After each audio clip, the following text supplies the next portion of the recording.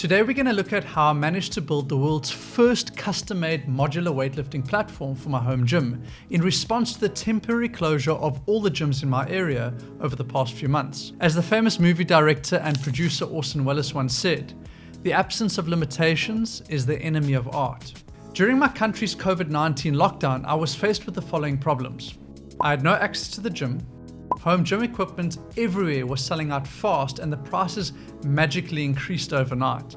I couldn't receive overseas equipment because it wasn't considered an essential service. These lawmakers obviously don't lift, bro. I was on a budget, and finally I had no untiled area inside or outside my house where I could lift without damaging the floor. But as another saying goes, where there is a will, there is a way.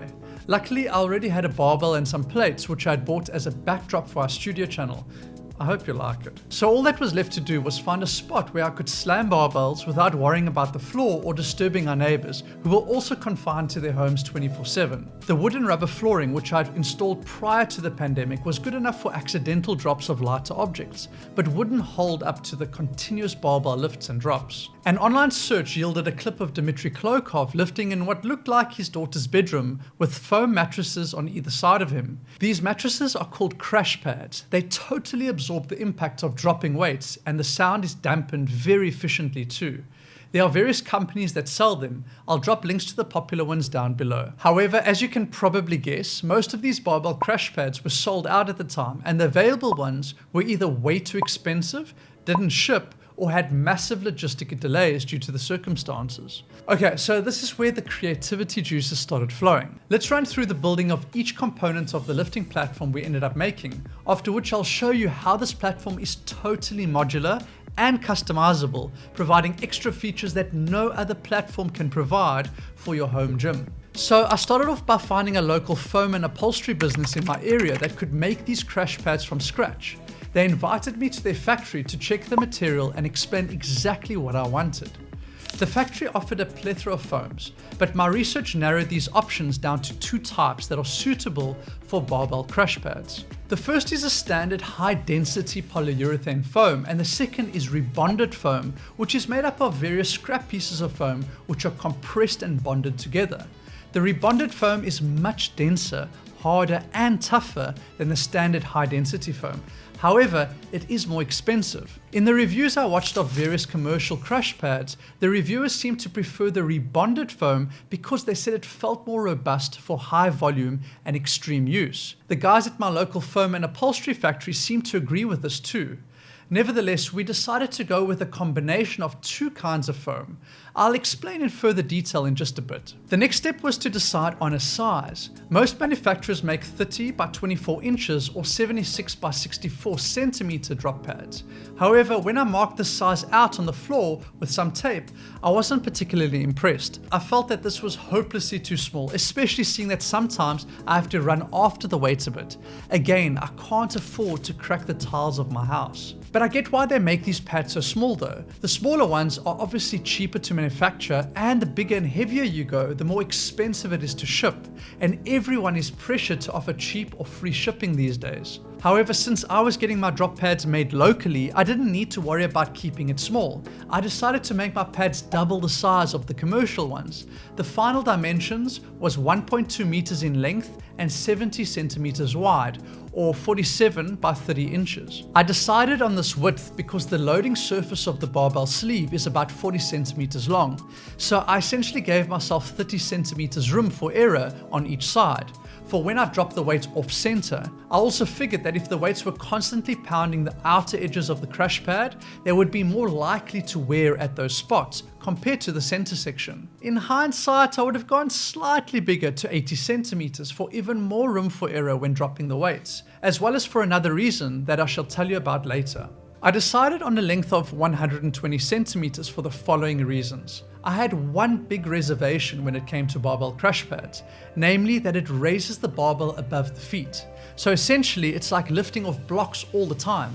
I've seen videos of highly accomplished weightlifters lift from the floor behind these pads, then walk the weight forward and drop it to overcome this issue. I don't like this strategy for two reasons. The first is that it is super inconvenient and potentially harmful to your back to always have to throw the weight forward, then bend over and roll the barbell back off the pads. Secondly, it prevents you from committing 100% to the lift because you can't afford to overpull and miss the barbell behind you. So all the misses will have to be forward and in an extremely awkward position.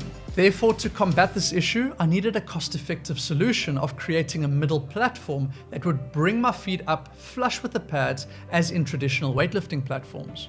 In the end, I settled on wooden pallets. Their construction is usually solid and they are designed to bear very heavy loads. Plus, you can find them everywhere, such as supermarkets, hardware stores, and construction sites. Most places will just give you one or two if they have spare. I managed to find a hardware store that sold me two of their older ones for €3 a piece. Peanuts. It is important to mention that pallets do come in various sizes. The ones I settled on were 80 by 120 centimeters and were super heavy duty. So to match the length of the pallet, I decided to also make my crush pads 120 centimeters in length. Unfortunately, there has been a downside to this. Because I spread my feet out a lot when I split jerk, 120 centimeters is not long enough for me. I've almost injured myself a couple of times slipping off the back. I've actually had to start power and squat jerking to combat this issue. But if I wanted to, I could just extend the platform by adding a second pallet to the end and increase the length of the top panel too.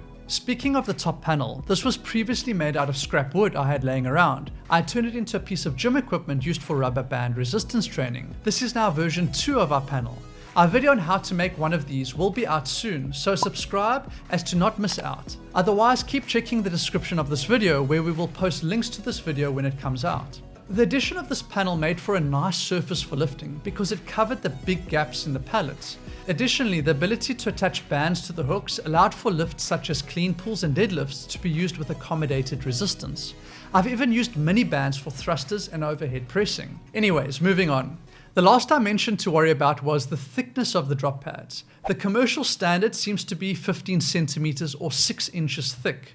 What I did was measure the total height of the pallet with the panel on top of it. This measurement came to 18.5 centimeters. So accounting for a bit of compression, when the weights are resting on the crush pads, I decided to make them slightly thicker at 20 centimeters. This worked out perfectly because the barbell rests at roughly 22.5 centimeters or 8.75 inches from the ground, which is the standard set for all weightlifting competitions. Fun fact, this standard was set as a safety measure to prevent people from cracking their skulls during a poorly executed missed attempt. I'm actually very thankful they came up with one of these standards because I was on the wrong end of one of these missed lift attempts once. It wasn't fun. So to get to a thickness of 20 centimeters, the guys at the factory and I decided to do the following. We went for 10 centimeters of their highest density polyurethane foam, sandwiched between two 5 centimeter slabs of rebonded foam. The rebonded foam acts as a protective barrier due to its extreme durability and hardness, while the softer high density foam in the middle can compress a little more to absorb a lot of the shock and noise when the weight is dropped. Plus, it brings down the cost of the pads because this middle foam is cheaper than the outer layers. Furthermore, the sandwich design also enables me to flip the pads on either of the two sides from time to time, which is practical and will probably increase the lifespan of the pads in the long run. Finally, the guys at the factory covered the crash pads in thick PVC vinyl, which is waterproof and extremely durable. They put in good quality zippers with a protective lip. I highly recommend including this little detail. I also asked for ultra strong double stitching throughout the build. Now for the most exciting portion of this video. Let's look at how this platform can be customized and used in so many different ways by having a modular design. So I actually ended up getting a second pallet for all the extra uses it provides.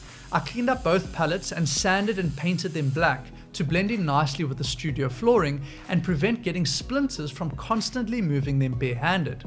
Having two pallets provided a plethora of solutions. Firstly, the two pallets can be stacked on top of one another for deficit, clean and snatch grip pulls, or even deadlifts. The pallets can be removed completely for block pulls from a height of about 42 centimeters. The pallets can then be placed underneath the crash pads for block pulls from a 56 centimeter height. Then of course, a single pallet will be used most of the time to give you the standard barbell height of 22.5 centimeters or 8.75 inches from the ground. So there you have it, 4 different ways you can stack this modular design to give you a wide variety of weightlifting options. Combined with our elastic hooks on the top panel, you can perform literally hundreds of different lifts on our platform. But wait, I'm not done yet.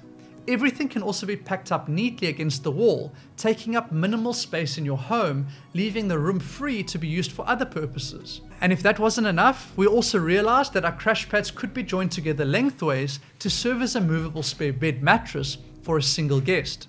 The sandwich foam design is actually super comfortable to sleep on. But in hindsight, for this purpose, I should have made the pads 80 centimeters wide instead of 70 centimeters, which would have made them almost exactly the same dimensions as single bed mattresses. The final thing to talk about is price. The barbell crash pads cost me €210 or $250. This is pretty much the price of the commercially available options like Rogue Fitness's crash cushions. However, when you consider that ours are double the size, are 30% thicker, and are made from the best materials available, then you realize what value we got from making them locally. Now, when you consider the cost of the 2 pallets, sandpaper, paint, some screws, and the cost of making the top panel with its band attachments, you are looking at around €250 or $300 for the finished product. Considering that traditional weightlifting platforms cost thousands to buy, that they don't really reduce the noise of lifting, they are not modular and customizable, and they cannot be stored away,